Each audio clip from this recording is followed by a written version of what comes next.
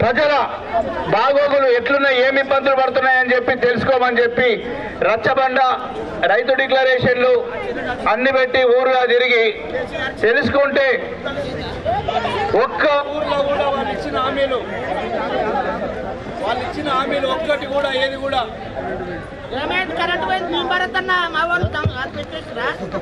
BRS వాళ్ళు ఇచ్చిన ఏ ఒక్క హామీ కూడా నెరవేరలేదని చెప్పి ప్రజలు తెలియజేశారు. ఈరోజు ఎలక్షన్లో భాగంగా ఊరు తిరుగుతుంటే బీఆర్ఎస్ వాళ్ళు ఊర్లోకి వెళితే ఊరు బయటనే మహిళలు యువకులు అడ్డుకుంటున్నారు. మహిళలు యువకులు వృద్ధులు అడ్డుకుంటున్నారు. ఎందుకంటే వాళ్ళు ఇచ్చిన ఏ ఒక్క హామీని కూడా నెరవేర్చలేదు కాబట్టి.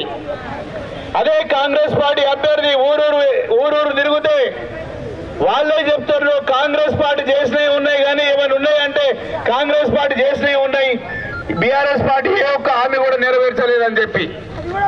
ఇది మీరు దృష్టిలో పెట్టుకోవాలమ్మా ఖచ్చితంగా.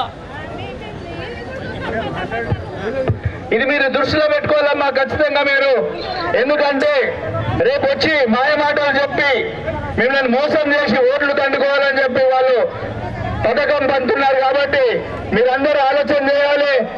ఏ ఒక్క ఇంట్లో ఉద్యోగం రాలేదు, కేసీఆర్ ఇంట్లో అన్ని ఉద్యోగాలు వచ్చినాయి. ఆయన బిడ్డే ఎంపీ కోడిపోతే ఎమ్మెల్సీ కూడా ఇచ్చిండు ఉచితంగానే. అదేవిధంగా ఇక్కడ మన ఎమ్మెల్యే గారు ఉన్న రిజర్వేషన్లంతా ఆయన ఎమ్మెల్యేగా ఉంటే సరిపోలేదు. ఎంపీపీ జెడ్పీటీసీ 2 జెడ్పీటీసీలు కూడా మన స్థానిక జెడ్పీటీసీ కూడా ఆయనకు చించోల్పేటకి తీసుకొచ్చి నిలబెట్టారు. మనమందరం కూడా ఆలోచన చేయాల్సిన అవసరం ఎంతైనా ఉంది. మన హక్కుని ఎవడన్నా తీసుకుంటే మనం ఊరుకుందామా? వాడిని ఇక్కడి నుంచి తరిమి కొట్టాల్సిన అవసరం ఎంతైనా ఉంది. కాబట్టి మీరందరూ కూడా రేపు 30వ తారీఖు జరగబోయే ఎలక్షన్ లో పోలింగ్ నాడు చేతి గుర్తు మీద ఒకటే గుర్తుండాలి. మీకు అభివృద్ధి కావాలనుకుంటే ఖచ్చితంగా కాంగ్రెస్ పార్టీ చేతి గుర్తుని మీరు చేతి గుర్తు పైన ఓటేయాలని చెప్పి మరి ఒకసారి మీకు తెలియజేస్తున్నాను. ఎంతమంది ఏమొచ్చి చెప్పినా మీ స్థానిక ఇక్కడ ఉన్న టీఆర్ఎస్ నాయకులు వాళ్ళకు మీ ఇంటికి వచ్చి ముఖం లేదు అడగడానికి ఓటు. ఎందుకంటే వాళ్ళు ఇచ్చిన హామీ ఏది కూడా చేయలేదు. కాబట్టి మీరు వాళ్ళకి చెప్పండి, వాళ్ళకి ఇచ్చే డబ్బులు తీసుకోనండి. ఖచ్చితంగా చేతి గుర్తు పైన ఓటేసి, సమయం తక్కువ ఉంది, ఇంకా చాలా ప్రచారం ఇవాళ 10-12 విలేజ్లు ఉన్నాయి. కాబట్టి ఇప్పుడు మన అభ్యర్థి మాట్లాడతారు. ఈరోజు మైనార్టీ సోదరులకు రాష్ట్రంలో వాళ్ళకు కూడా 12% రిజర్వేషన్ ఇస్తామని చెప్పిండు కేసీఆర్ గారు. ఒక్కసారి भाई बहनों एक बार सोचो, अपने 12% रिजर्वेशन दिया क्या केसीआर? इधर मुसलमान भाई आ रहे तो कोई भी हाथ उठा के बोलना दिया क्या? वही अपना राजशेखर रेड्डी साहब 4% रिजर्वेशन दिए नहीं दिए?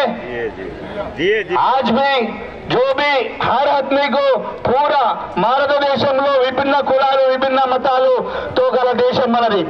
మనల్ని ఎవరిని కూడా కాంగ్రెస్ పార్టీ పుట్టిందంటేనే మనలందరినీ కలుపుకొని తీసుకొని పోయి నడిపించాల్సిన బాధ్యత కాంగ్రెస్ పైన ఉంది. కాబట్టి కాంగ్రెస్ పార్టీ వెంటనే ఉండాలి. ఇంకోటి కేంద్రంలో ఉన్న బీజేపీ పార్టీ వాళ్ళకు ఒకటి ఉంటుంది, హిందువులు. అరే నాయన, మనం అందరం హిందువులే. ఇవాళ హిందువులకు చేసింది ఏమనుంది? ఇవాళ 10 ఏళ్లలో నేను ఒకటి అడుగుతున్నా నరేంద్ర మోడీని, ప్రత్యేకంగా హిందువుల పేరు చెప్పి ఓటు దండుకునే నరేంద్ర మోడీ గారు హిందువులకు ప్రత్యేకంగా మనం చేసింది ఉంటే చూపిమని చెప్పండి. ఏదో ఒకటి చేసిందా? ఏది కూడా చేసింది లేదు. కాబట్టి మనమందరం కూడా ఆయన అక్కడ బడేమి ఇక్కడ చోటమి, ఆయన కేంద్రాన్ని దోసుకుంటుడు, ఇక్కడనేమైనా రాష్ట్రాన్ని దోసుకుంటుడు. కాబట్టి దయచేసి మరొకసారి మీరందరూ కూడా చేతి గుర్తుపైన ఓటేసి భారీ మెజారిటీ తోటి గెలిపిస్తారని చెప్పి కోరుకుంటూ ఈ అవకాశం ఇచ్చిన పెద్దలందరికీ ధన్యవాదాలు తెలియజేస్తున్నాను. జై కాంగ్రెస్. ఇప్పుడు